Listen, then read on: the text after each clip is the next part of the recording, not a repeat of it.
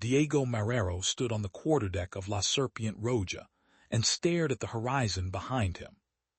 He had been starring for 6 hours. The sails were still there. They had not gotten closer. They had not gotten farther. They were exactly where they had been at dawn, exactly where they had been at noon, exactly where they would be at sunset. A single pyramid of white canvas riding the edge of the world like a patient animal. His first mate, a Haitian named Joseph Pierre, finally said what every man on the deck was thinking. "Captain, she is not chasing us. She is waiting for us to make a mistake." Marrero did not answer. He had been the most feared pirate captain in the Caribbean for 11 years. He had outrun the Spanish Navy off Havana. He had outrun the British off Jamaica. He had outrun the Americans off New Orleans 3 separate times. He had a saying that his crew repeated in every port from Veracruz to Port-au-Prince: El cuchillo no corre. El cuchillo se desliza. The knife does not run. The knife slides. But this was different. Because the ship behind him was the Black Falcon, and by the time Marrero saw her sails on the horizon that morning, she had been watching him for hours. That phrase, "by the time they saw her, she had been watching them for hours," became a kind of folk warning in the Caribbean between 1819 and 1826. Mothers in Cuban port towns whispered it to children who would not go to sleep. Pirate captains carved it into the wood of their cabin walls as a reminder. A British naval officer wrote it in a letter to his wife in 1824 and added, "I cannot decide if it is a curse or a compliment." What none of them knew at the time was that the phrase referred to one specific man. His name was Nathaniel Hayward. He was American.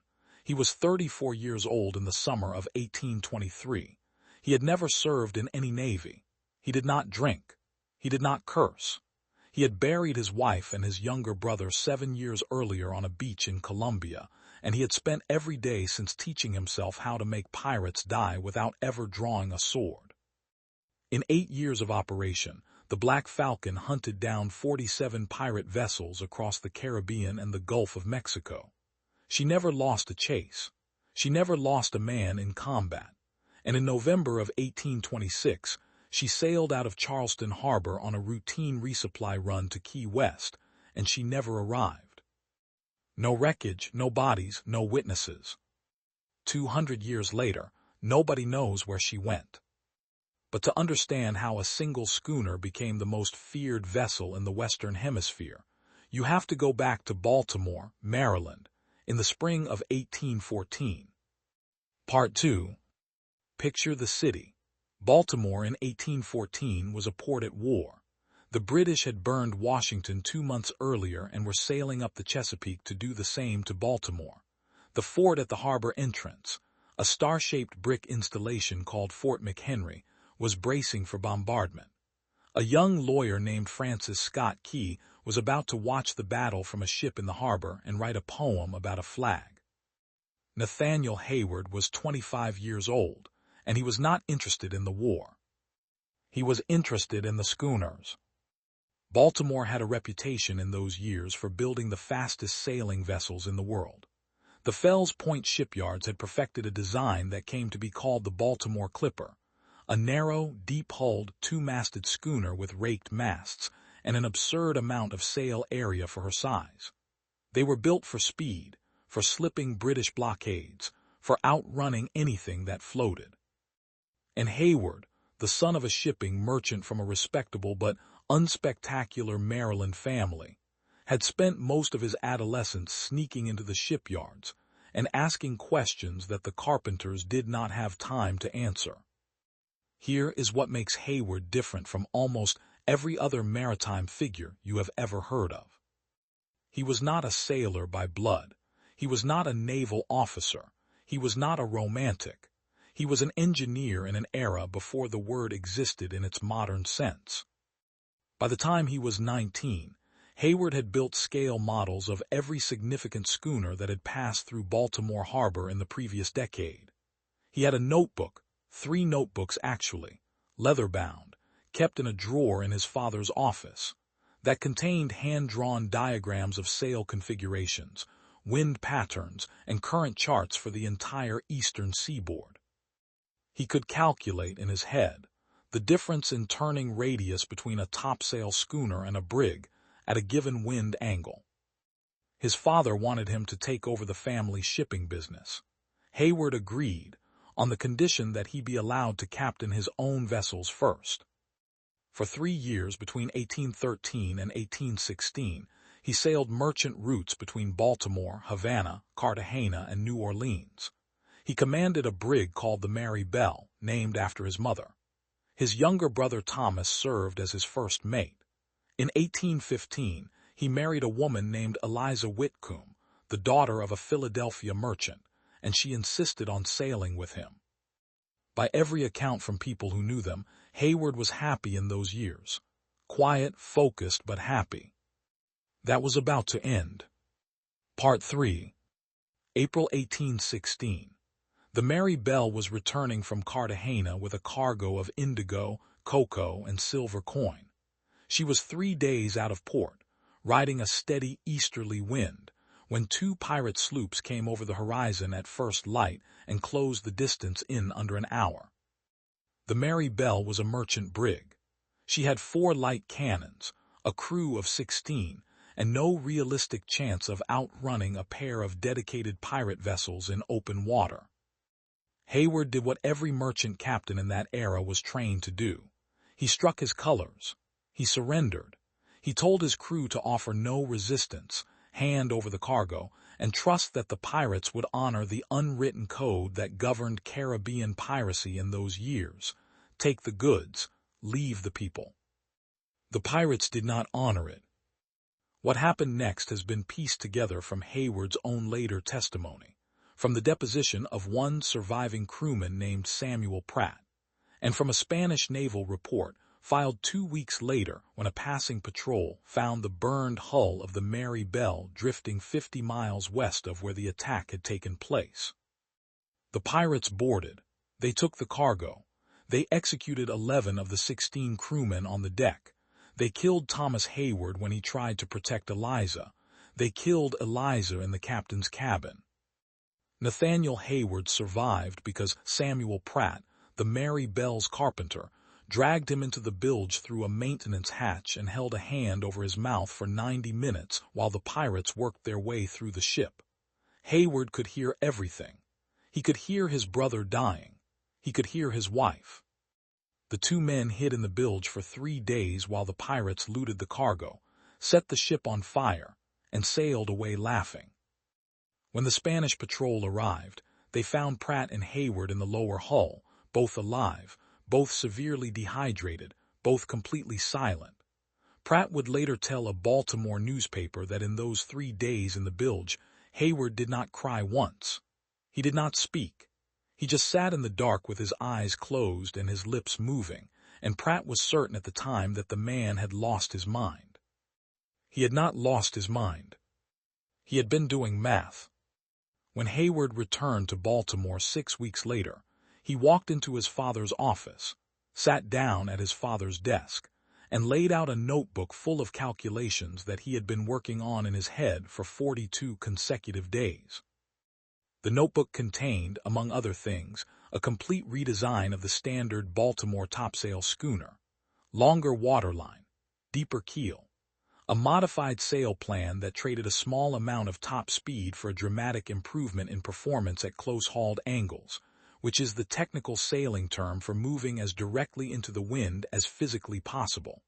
He had calculated, to the foot, how much faster such a vessel could close on a target from a windward position.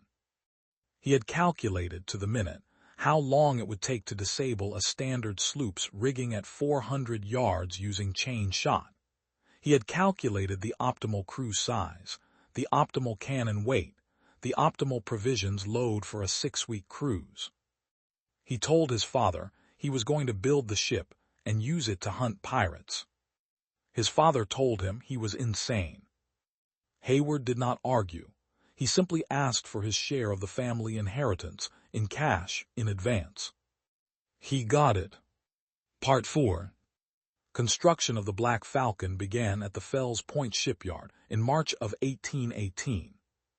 The ship was 95 feet at the waterline, 23 feet in the beam, and drew 11 feet of water fully loaded. She carried 12 cannons, 8 12-pound carronades on the broadsides and 4 long 9-pounders on pivots, 2 forward and 2 aft. Her masts were raked at an aggressive angle. Her sails, designed personally by Hayward and cut by a Baltimore sailmaker named Henrik Voss, included a series of innovations that would not appear in mainstream naval design for another 20 years.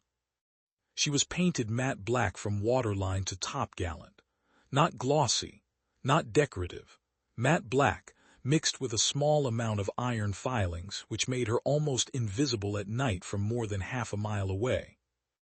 Hayward hired his crew personally. He interviewed every single one of the 38 men he eventually selected. He rejected anyone who drank to excess. He rejected anyone who had ever been convicted of a violent crime. He rejected anyone who could not read. He hired 3 former Royal Navy gunners, 2 French sailmakers who had served under Napoleon's privateers, a Cuban-born navigator named Esteban Morales who knew every shoal between Florida and Venezuela, and a doctor from Philadelphia named Marcus Webb who had served in the War of 1812, and asked Hayward exactly one question during his interview. "Will we be killing people?" Hayward answered, "Almost never." Webb signed the contract. The Black Falcon launched in October of 1818. Hayward did not give a speech. He did not break a bottle of champagne against the hull. He simply walked aboard, climbed to the quarterdeck, took out his notebook, and began calculating the wind. His crew gave him a nickname within the first month, the bookkeeper, because he never raised his voice, never gambled, never told stories, and wrote everything down in a leather-bound logbook that he kept locked in his cabin and that no one else was ever permitted to read. He was 29 years old. Pirates would eventually call him something else entirely. In Cuba, they called him El Silencio, the silence. In Haiti, they called him Lanmokai Ekri, death that writes. But none of those names appeared until later. In the autumn of 1818, when the Black Falcon sailed out of Baltimore Harbor on her first cruise, no one in the Caribbean had any idea what was coming. Part 5. The first capture happened on November 14, 1818, off the coast of Cuba. A pirate sloop called the Esperanza Negra, commanded by a Spaniard named Joaquin Reyes, had been preying on American merchant traffic in the Florida Straits for nearly 2 years. The American consul in Havana had filed 7 separate complaints. The U.S. Navy had sent 2 ships to find Reyes. Both had failed. Hayward found him in 3 weeks. What happened in that first engagement set the pattern for everything that followed. Hayward did not chase Reyes. He calculated where Reyes would have to go to take on fresh water. There were only 4 reliable freshwater sources on the northern Cuban coast that a vessel of the Esperanza Negra's size could access, and he positioned the Black Falcon downwind of the most likely one, with her sails struck and her hull hidden behind a low headland. Reyes sailed directly into the trap at dawn. The Black Falcon raised sail, came around the headland at full speed, and was alongside the Esperanza Negra before Reyes' crew had finished raising their anchor. Hayward did not order a boarding. He ordered his gunners to fire chain shot, 2 cannonballs linked by a length of iron chain, into the Esperanza Negra's rigging at a range of less than 50 yards. In 90 seconds, the pirate sloop had no functional sails. Hayward then ordered the Black Falcon to pull away, take up a position 100 yards off the Esperanza Negra's stern, and wait. He waited for 9 hours. The Esperanza Negra could not move. Her crew could not repair the rigging while the Black Falcon's gunners were trained on the deck. They could not abandon ship because the nearest land was 12 miles away and the currents were against them. They could not fight because Hayward refused to come within boarding range. At dusk, a Spanish coastal patrol, which Hayward had alerted by signal fire the previous evening, arrived to find a fully crippled pirate vessel waiting to be collected. The Spanish captain, a man named Vidal, would later write a report that included the line, "The American did not request a share of the prize. He did not request any record of his involvement. He simply sailed away." This became the pattern. Hayward did not kill pirates. He disabled their ships, anchored them in place, and delivered them alive to whichever national authority was nearest and most likely to hang them. He did not take prize money. He did not collect bounties. He kept records of every engagement in his locked logbook, but he never published them, never gave interviews, and never confirmed his own captures to any newspaper. Between November 1818 and the summer of 1822, the Black Falcon captured, disabled, or scattered 23 pirate vessels. The Caribbean noticed. In 1821, the U.S. Navy formed the West Indies Squadron under Commodore David Porter, with the explicit mission of suppressing piracy in the region. Porter, who was a national hero from the War of 1812 and an aggressive, ambitious officer, contacted Hayward and proposed a partnership. The partnership lasted 4 months. It collapsed because Porter wanted prisoners for prosecution for intelligence for public spectacle. Hayward did not. Hayward's view, written in a letter to Porter that survives in the National Archives, was straightforward. Every prisoner you take is a man your sailors must guard, feed, and transport. Every guard is a sailor not at his station. I prefer to deliver the ship and let the gallows handle the rest. Porter found the letter unbearably arrogant. He wrote back demanding that Hayward submit to formal naval command. Hayward did not respond. The two men never spoke again. The Black Falcon went private, fully independent, accountable to no flag, funded entirely by Hayward's dwindling personal fortune, and by a small group of Baltimore merchants who paid him discreet retainers to keep specific shipping lanes clear. And in the pirate ports of Havana, Cartagena, and Port-au-Prince, a new rule began to circulate.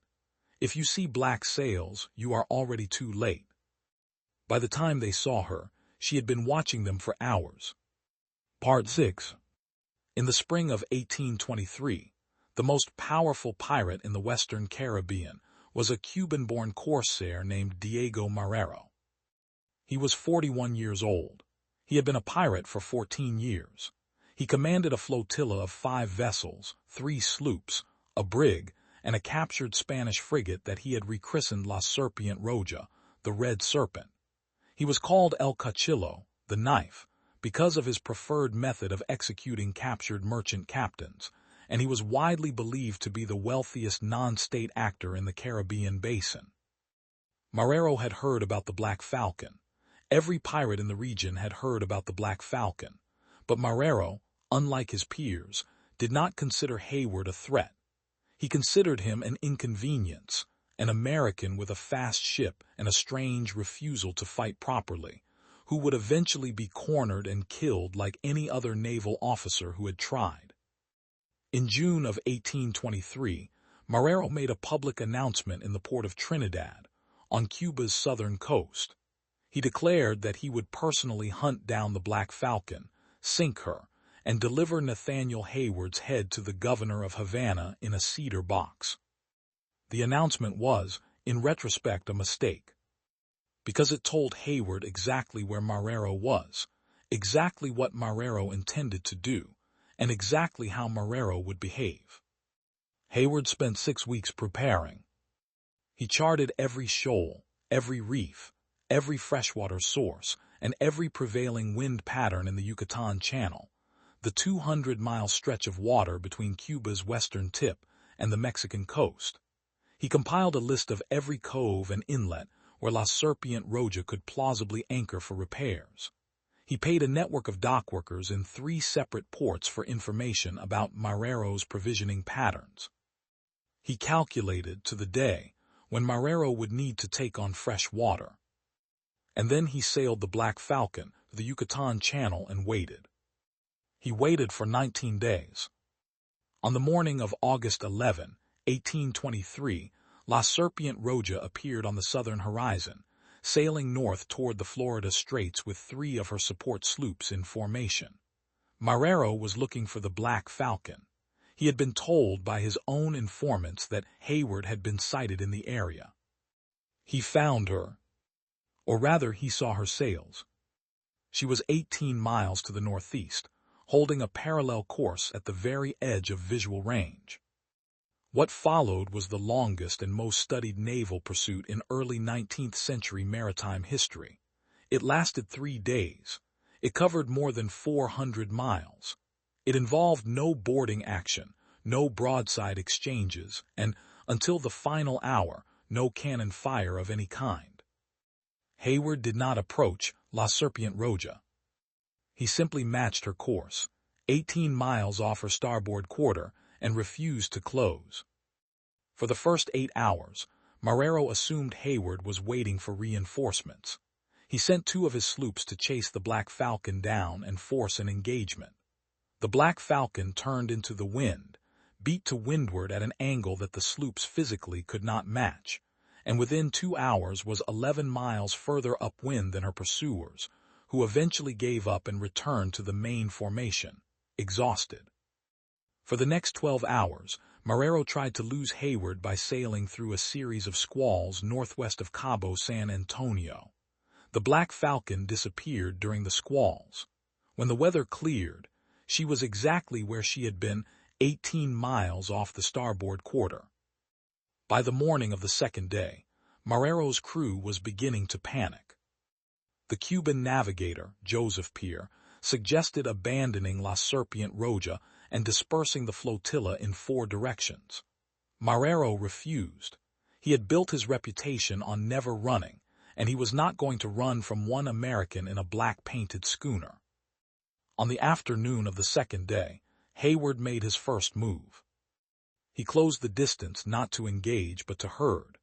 The Black Falcon came within 9 miles of La Serpiente Roja's stern, and from that position she began to subtly influence Marrero's options. Every time Marrero tried to turn west, toward the Mexican coast and the shelter of Campeche, the Black Falcon was already there, blocking the angle. Every time he tried to turn east, toward Havana, she shifted to cut him off. He could go north. He could go north or he could fight. Marrero went north. He was being herded toward a stretch of water that he did not realize had been mapped, in detail, by Esteban Morales 6 years earlier.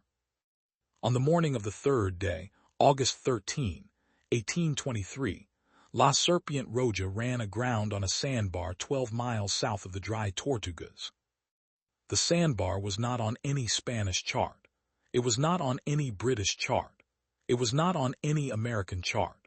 It was on exactly one chart in the world, which was inside a leather-bound logbook locked in Nathaniel Hayward's cabin, and it had been there since 1817. The Black Falcon closed to within 400 yards. For the first time in 3 days, Hayward ordered his gunners to load chain shot. The first volley took out La Serpiente Roja's mainmast. The second volley took out her foremast. The third volley was not necessary. Marrero ordered his colors struck. When the U.S. Navy arrived 4 days later, having been signaled by a passing American merchant ship that Hayward had hailed 2 days earlier with instructions to report La Serpiente Roja's position to the nearest naval squadron, they found Marrero and his crew sitting on the deck of a fully crippled pirate frigate, watched from 400 yards by a single black-painted schooner that had not moved in 96 hours. Hayward delivered Marrero alive.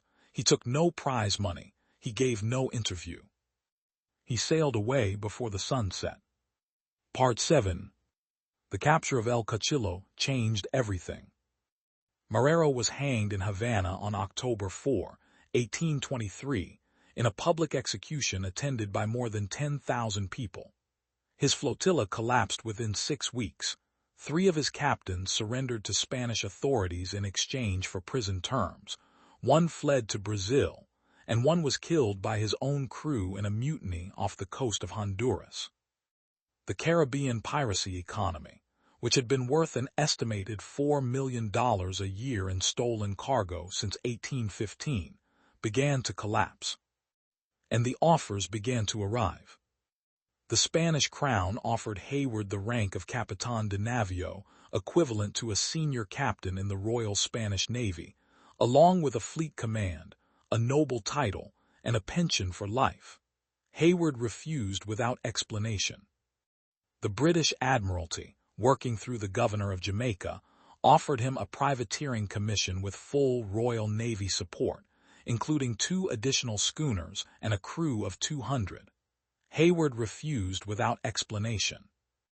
The United States government, working through Secretary of State John Quincy Adams, offered him a commission as a Commodore in the U.S. Navy, with command of a reorganized West Indies squadron and a personal letter of commendation from President James Monroe. Hayward refused. He did not refuse in person. He did not refuse by letter. He simply did not respond. For 3 more years, he continued to hunt alone. Between October 1823 and October 1826, the Black Falcon captured, disabled, or scattered an additional 24 pirate vessels. The total over 8 years stood at 47. Hayward never lost a crew member to enemy action. He lost 3 men to disease, 1 to a fall from the rigging in a storm off Bermuda, and 1 to a heart attack at the age of 51. By the summer of 1826, Caribbean piracy was effectively finished as a major economic force. The remaining pirate captains had relocated to West Africa, to the South China Sea, to the coast of Brazil. The merchant shipping lanes between Havana, New Orleans, Charleston, and Baltimore were the safest they had been in 100 years. And Nathaniel Hayward, 37 years old, exhausted and increasingly isolated, was beginning to consider what came next. He never got the chance to find out. Part 8. On November 8, 1826, the Black Falcon sailed out of Charleston Harbor on what was logged at the harbormaster's office as a routine resupply run to Key West. She was carrying her standard crew of 38 men. She was provisioned for a 6-week cruise. The weather was unremarkable, a steady northeasterly wind, scattered clouds, no reports of storm activity anywhere between the Carolinas and the Florida Keys. She was last sighted at sunset on November 9 by the captain of a Boston-bound merchant brig called the Endeavor, who reported passing the Black Falcon approximately 40 miles off the coast of Georgia. The Endeavor's captain noted in his own log that the Black Falcon was on her expected course, under reduced sail in a moderate sea, with no visible signs of distress. She never arrived at Key West. No wreckage was ever found. No bodies were ever recovered. No crew member ever reappeared. No personal effects, no scraps of sail, no fragments of the matte black hull ever washed up on any beach between Florida and Cuba in the years that followed. The U.S. Navy sent 2 ships to search the Florida Straits in December of 1826. They found nothing. The British Admiralty, as a courtesy, conducted its own search of the Bahamas in January of 1827. They found nothing. A private expedition funded by the Baltimore merchants who had quietly supported Hayward's operations spent 6 months sweeping the Gulf of Mexico in 1827 and 1828. They found nothing. Theories accumulated quickly. Some said the Black Falcon had been ambushed by a coalition of surviving pirates seeking revenge for Marrero, and had been sunk in deep water with all hands. There was no evidence for this, and no surviving pirate ever claimed credit. Some said Hayward had finally lost his nerve, scuttled the ship, paid off the crew, and disappeared into the American interior under a false name. There was no evidence for this either, and no member of the crew was ever positively identified as having reappeared anywhere in the United States, Canada, or Mexico in the decades that followed.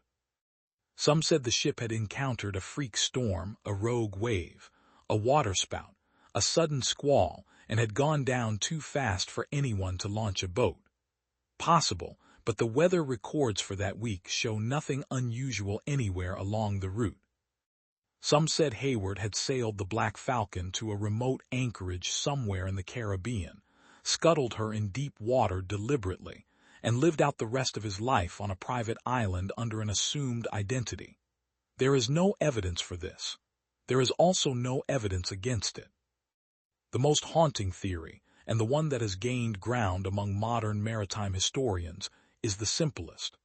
The Black Falcon and her 38 men sailed past the horizon on November 9, 1826, and something happened, something specific, something explainable, something that left no trace, that ended the lives of every man aboard within a matter of hours. We will probably never know what it was. Part 9. For 82 years, that was the end of the story. Then, in the spring of 1908, a Boston attorney named Charles Whitcomb, the great-nephew of Eliza Whitcomb Hayward, who had been killed on the Mary Bell in 1816, was clearing out the attic of his recently deceased grandmother's house on Beacon Hill when he found a wooden chest he had never seen before. Inside the chest was a leather-bound logbook. The handwriting was Nathaniel Hayward's. The dates ran from October 1818, the launch of the Black Falcon, to October 24, 1826, 2 weeks before the ship's disappearance. The logbook contained 8 years of daily entries, written in a precise, methodical hand. Roughly 40% of the logbook was legible. Those pages contained wind observations, shoal charts, course calculations, supply records, and personnel notes. They confirmed details of dozens of engagements that had only ever been rumored. They included the original chart of the sandbar south of the Dry Tortugas, where La Serpiente Roja had run aground. The remaining 60% of the logbook was written in code. The code was not a standard substitution cipher. It was not a known military or naval code from the period. It was not Masonic. It used a combination of numerical sequences, geometric symbols, and what appears to be a partial transposition system that shifts at irregular intervals throughout the text. Cryptographers from Harvard, Yale, and the U.S. Naval Academy have studied the logbook intermittently since its discovery. Partial sections have been decoded. Most appear to be additional shoal maps, wind tables, and engagement notes, but large portions remain unreadable. Whitcomb donated the logbook to the Maryland Historical Society in 1912. It is still there today. It has been photographed, scanned, digitized, and made publicly available to researchers and amateur cryptographers around the world. In 117 years, no one has finished decoding it. There are pages that may contain the location of the Black Falcon's final voyage. There are pages that may contain the names of the men who died with her.